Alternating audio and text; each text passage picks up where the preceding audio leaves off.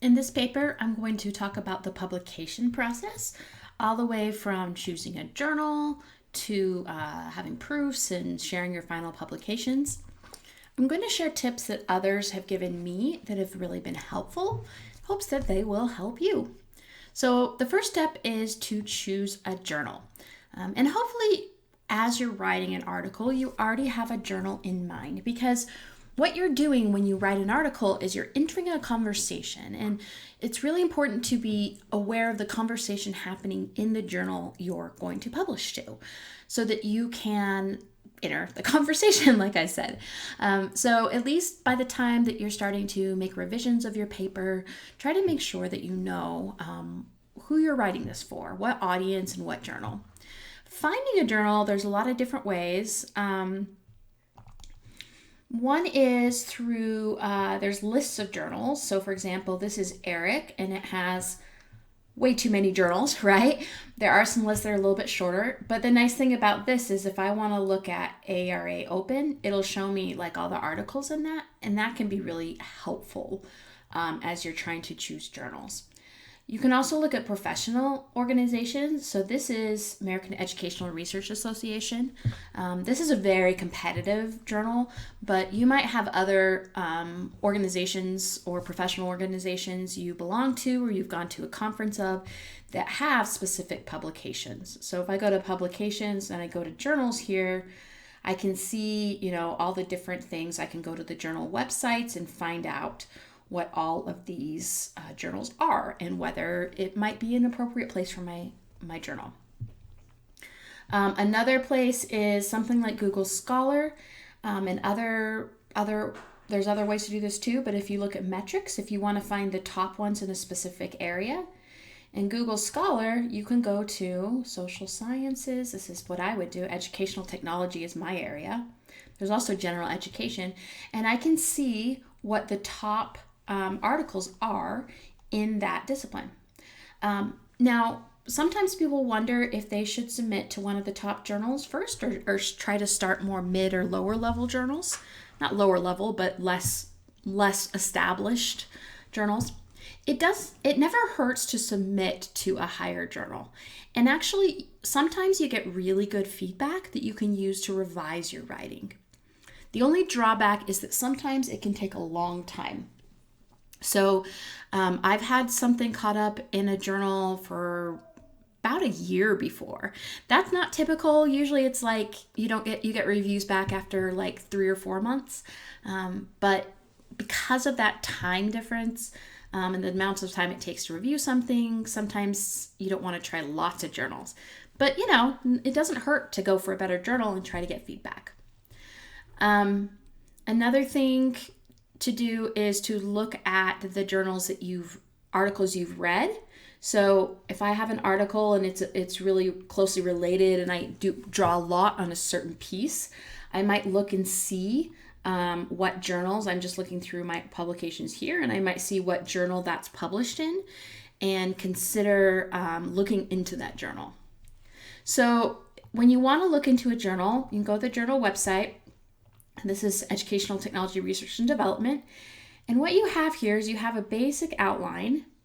So right here, you have some information about the journal. This says 20 days median submission to first decision.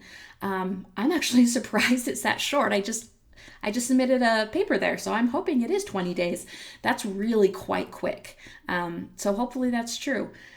But that helps to know, like, okay, it doesn't hurt it's only going to put me behind, a month if I submit to this journal, hopefully. I don't know if those are always accurate. Anyway, so then I can also want to look at the aims and scopes, and I want to look at what they're publishing, how they describe it. And I want to look at other articles in the journal, especially things that are recent. So right here I can see, what they've recently published and what they've published in the topic area I'm doing. Generally, I want to make sure that if I'm publishing to a journal, I'm going to cite other articles in that journal that have been in the area I'm writing, because that just sends a signal to the editors that you've done your homework, that you're connected to this journal, and you're aware of what's already been written and you're trying to build on what's been written. So then from there, I'm get my slides. I have create a model paper. So we have a model mouse reading a paper. So find a model paper, not just create. So a good thing to do is when you're reading to find 1 or 2 or maybe 3 articles in the journal that you really like and it's really closely aligned to either your topic or your methodology, and use that as a model for yours. So identify all the headings they have and try to follow that heading style. Figure out how long, about how many words each section is. And it doesn't have to be exactly the same, but by doing that, you will be much more able to match the style of the journal. And it'll be a familiar style to the editors and the reviewers. And so they're more likely to see it as fitting in their journal. Always make sure to review author information. So on this, if I go to submission guidelines, these are really important. So looking through all of these details, and there can be a lot of them. I usually review these when I'm doing revisions, and then I review them again right before I submit. And I make sure that I follow every single thing in here. Sometimes it can be tricky. So for example, I have a paper in a journal that's a European journal, and I had to use British English. So in Microsoft Word, I had to change the spell check to be British spell check so that I could get those spellings right. So you just have to watch out for things like that. Sometimes they have very specific headings they like, etc. Just this week, I had a paper rejected because we didn't follow the exact format they were asking for, which was surprising, but it happens. We weren't as cautious about following that format as we should have been. And then once you've decided to do it, you want to format and blind your paper. Thanks to Dolly for these images. I had a lot of fun creating them.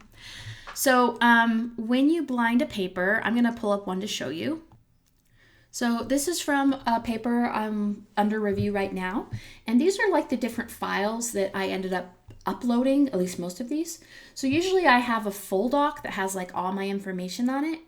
And then I create a blinded one. And often they'll ask for a cover page with author information and then a blinded one without.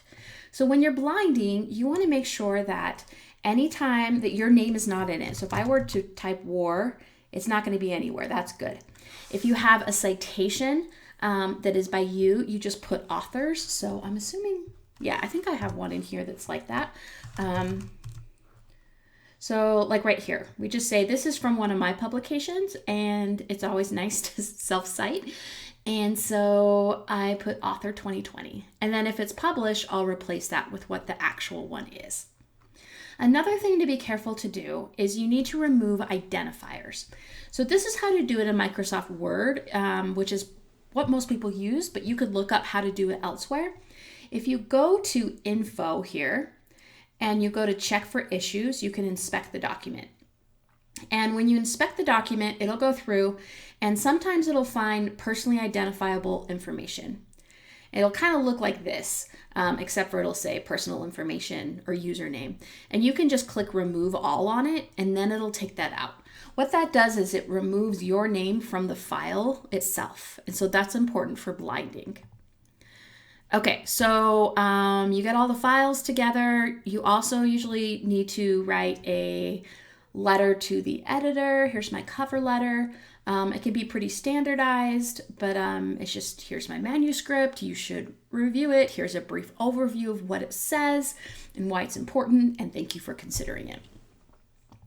So then from there, you're going to carefully submit your paper. And you've got to do it carefully. Carefully, the key word. They'll have a lot of guidelines about which files should be blinded, which files shouldn't. I wish I would have kept a video for you the other day when I was submitting something, but let me just show you, when you go to submit manuscript, you'll go to their thing. I usually sign in with org ID. I highly recommend that you go over to the side here, that you create an org ID that you can use with stuff. It's free and it's easy. You just go to orcid.org and you can create one for yourself. And basically what it does is just tracks everything. And a lot of journals ask for that, so you might as well create one. So I can submit a new manuscript, just so you know what it looks like.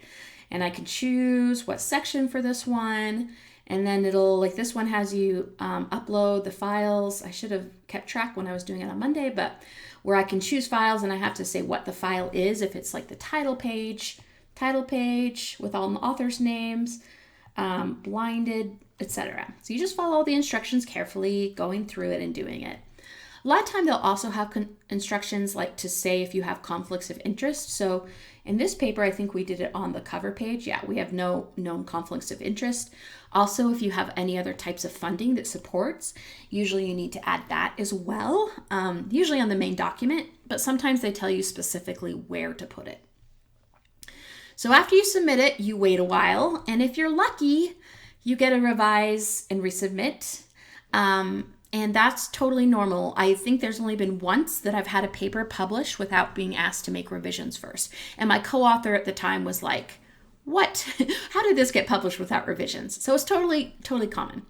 When you get the revisions back, you'll get documents with all the author's stuff. And I was just going to look and see if I can find, so here's, I think this, so this is like responses that someone gave back. They check things. They put comments. Some of them put more comments than others. Some of them are more strict than others. And you make revisions. And while you make revisions, it's really good to keep track of what you're doing and make sure you address every single reviewer comment. So I usually create a document that I paste each comment into it in the table. And then I write my response. And sometimes it's very specific, like on page 13, we now specify this. We eliminated this term that you didn't like. And you try to be very nice and tell them, thank you so much for your wonderful comments. Thank you for this comment. We further developed this idea. If you can put page numbers in, it really helps them. Every once in a while, you might have a comment that doesn't make sense or you really disagree with. And if it's just one or two, that is okay. You can, like this one we said, we're not quite sure about the meaning of this comment. We added some transitions. You can also just explain why you disagree, but you don't want to do that a lot. Most of it needs to be, thank you so much for this comment, and this is how we fixed it. If you respond to every single author comment and you fix those parts, ultimately the journal should accept your manuscript. There's no promise, but if you've addressed everything they've asked, then they don't really have a reason to reject. Not that that doesn't happen. Sometimes they still do, but that it's rare. Another thing you have to do usually when you resubmit is you have to submit the document and you have to highlight everything that's different from your original one. And this can get a little bit out of control if you make a lot of revisions like I usually do. So I actually have a little plugin. I can put a link to a page about it that shows you how to do this after the fact in Word. So I don't have to keep track while I'm doing it, but I can just compare my documents and get an automatic highlighting. Okay, then you resubmit, and if they accept it, you get proofs and it's published. And so just some more examples from recently. This was one that was just published. I just got an email yesterday about it. They'll send you a link. This is actually a book chapter. This one I got the link today. So a lot of time they'll give you a link that you can share with other people for free.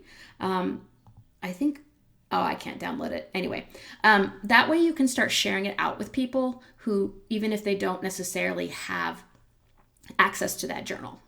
So you can see right here, here's our org IDs. If I click on that, I get information about me, my education, my publications, etc. So that's why org ID is important. But that's the ultimate result of your publication.